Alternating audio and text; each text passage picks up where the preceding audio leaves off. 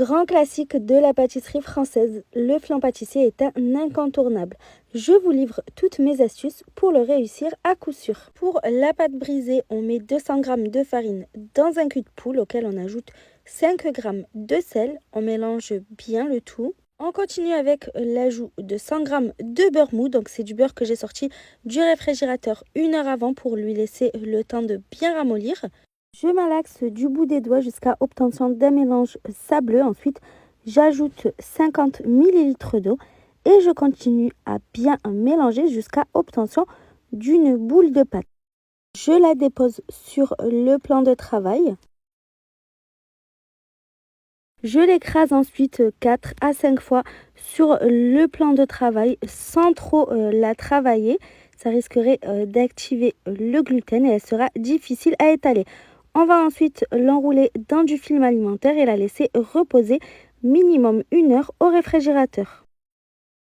Après 1 heure de repos au réfrigérateur, on récupère notre pâte, on farine bien le plan de travail et on commence à l'étaler finement. Vous pouvez utiliser une pâte brisée du commerce si vous ne voulez pas la faire maison. Vous pouvez remplacer la pâte brisée par une pâte feuilletée si vous préférez. Vous pouvez même faire un flan sans pâte, c'est plus léger.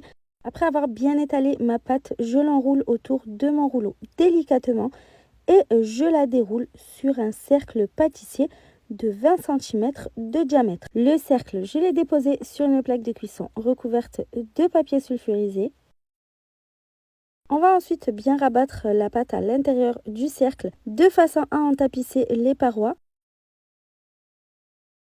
Vous pouvez remplacer le cercle à pâtisserie par un moule à charnière de 18 à 20 cm de diamètre. Une fois qu'on a bien donné la forme du cercle à notre pâte, on va passer le rouleau sur les bords pour retirer l'excédent de pâte. On va ensuite piquer notre pâte un petit peu partout à l'aide d'une fourchette et on va réserver au réfrigérateur le temps de préparer l'appareil à flan. Pour cela, on aura besoin d'une gousse de vanille qu'on va venir fendre en deux et puis qu'on va gratter pour bien récupérer toutes les graines. Si vous n'avez pas de gousse de vanille, vous pouvez très bien remplacer par de l'extrait de vanille. Dans une casserole, on va mettre 700 ml de lait entier. On va ajouter la gousse ainsi que les graines de vanille et on va porter le tout à ébullition pour laisser bien infuser la vanille. En parallèle, dans un cul de poule, on vient casser 3 œufs auxquels on ajoute 150 g de sucre. Également un sachet de sucre vanillé pour encore plus accentuer le goût de la vanille. On va bien battre le tout pour faire blanchir le mélange.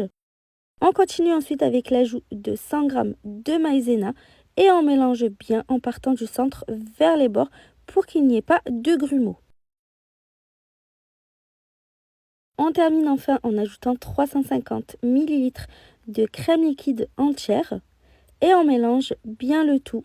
Dites-moi si vous avez l'intention de préparer cette recette. N'hésitez pas aussi à me poser toutes vos questions pour que je puisse vous aider au mieux dans la réalisation de ce délicieux dessert. Une fois le point d'ébullition atteint, on retire la gousse de vanille.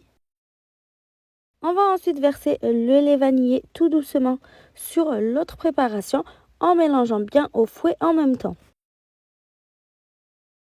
On continue à bien mélanger quelques secondes avant de reverser toute la préparation dans la casserole. On va porter le tout sur feu moyen vif et on ne va pas cesser de remuer jusqu'à ce que le mélange épaississe.